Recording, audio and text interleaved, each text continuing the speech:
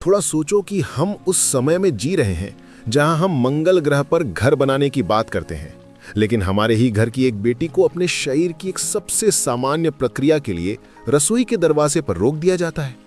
ये सिर्फ एक दीवार नहीं है, ये सदियों पुराना कलंक है, एक ऐसी गायब जंजीर जो आज भी हमारी आधी आबादी को बांधे हुए है।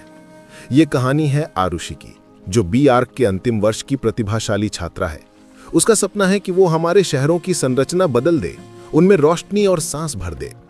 परिवार ने हमेशा उसकी पढ़ाई का समर्थन किया था, लेकिन कुछ रीति रिवाज ऐसे थे जो घर की चौखट के भीतर आज भी राजा की तरह बैठे थे। एक दिन आरुषि एक बहुत जरूरी राष्ट्रीय प्रतियोगिता के लिए अपने मॉडल पर आखिरी काम कर रही थी। वो 48 घंटे से जागी हुई थी। हर कोने, हर नाप में उसकी मेहनत और सपनों का रंग घुला था। ठीक उसी समय उसकी मांजी ने उसे देखा। आरुषि, तुम यह सब छूकर काम कर रही हो? तुम्हारी साइकिल चल रही है, पता नहीं है तुम्हें? आरुषि का चेहरा उतर गया। मांजी, ये आखिरी दिन है, अगर अब रुक गई तो मॉडल खराब हो जाएगा। प्लीज, मैं बस उसे छू नहीं रही हूं, मैंने दस्ताने पहने हुए हैं। मांजी की आंखों में शिकायत और क्रोध की मिलीजुली ज्वाला थी।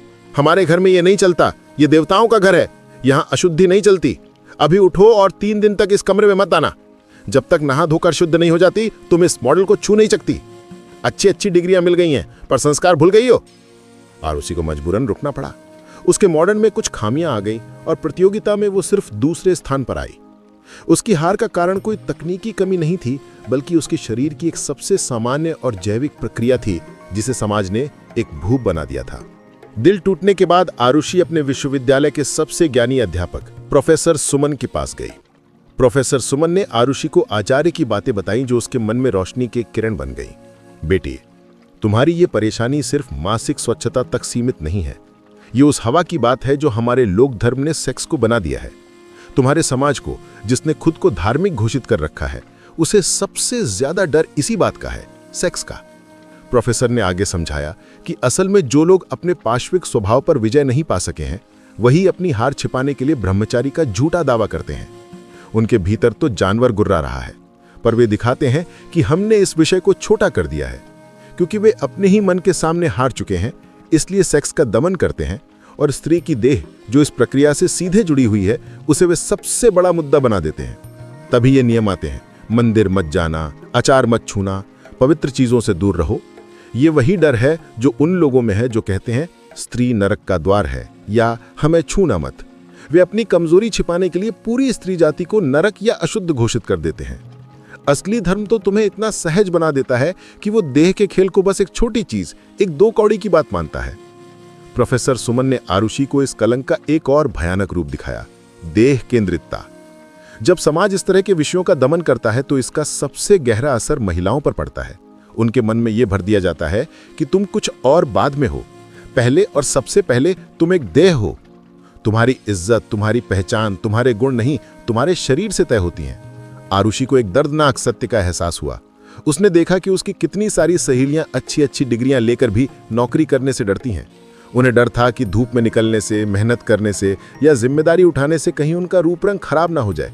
बेटी, प्रोफेसर ने कहा, देश में पिछले 20 सालों में महिलाओं की श्रम भागीदारी दर इसी डर से घटी है। हमने अपनी बेटियों को मांस का पिंड बना दिया है।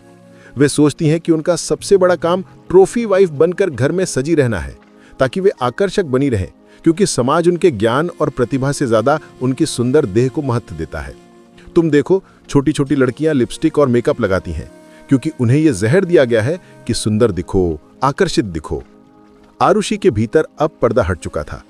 उसे समझ आ गया था कि उसकी हार किसी प्रतियोगिता में नहीं थी, बल्कि वो सदियों से चली आ रही एक विचारधारा की हार थी। उसने जाना कि जब तक समाज सेक्स और देह को दबाता रहेगा, तब तक वे और अधिक हावी होते रहेंगे। प्रोफेसर सुमन ने अंत में कहा, दमन की जरूरत नहीं है, जानने की जरूरत है। जिस चीज को दबाओगे वो 100 गुना बढ़ेगी। हमें बस ये जानना है कि हमारी जिंदगी में पहला स्थान किसका है। जब तुम खुद को देह नहीं बल्कि चेतना मानती हो, तब तुम्हारे लिए देह के खेल छोटे हो जाते हैं। यही असली धर्म है कि तुम आसमान की ऊंचाई हासिल करने का अधिकार रखती हो, तुम सिर्फ मांस का पिंड नहीं हो। आरुषि ने अपने आंसू पोंछे और एक नया संकल्प लिया। उस दिन से उसने सिर्फ वास्तुकला पर ही नहीं, बल्कि लोगों के दिमाग की दीवारें तोड़ने पर भी काम शुरू किया। उसने ठान लिया कि वो इस जंजीर को तोड़ेगी जो सदियों से चली आ रही है। उसका संदेश स्पष्ट था, अगर आप एक महिला हैं तो अपनी आत्ममूल्य को अपनी देह से नहीं बल्कि अपने ज्ञान, अपने संघर्ष और अपनी सत्यनिष्ठा से जोड़िए। और अगर आप पुरुष हैं तो अपनी ताकत के लिए ही सही स्त्री को शरीर नहीं इंसान समझना शुरू कीजिए। समस्या मासिक चक्र नहीं है, समस्या हमारा पाखंड है। जागो, क्योंकि जब तक हम देह को सबसे बड़ा मुद्दा बनाए रखेंगे हम कभी आजाद नहीं हो सकते। अब समय आ गया है कि हम इस देह कलंक को तोड़कर चेतना की ओर चलें। दोस्तों, आशा करता हूं ये जानकारी आपको पसंद आई होगी। जाते जाते वीडियो को लाइक कर देना और कहानी सुनो स्टोरी ट्रेलर चैनल को सब्सक्राइब कर लेना। आने वाली वीडियो के लिए मिलते हैं नेक्स्ट वीडियो में। तब तक अपना ख्याल रखिए। बाय, धन्यवाद।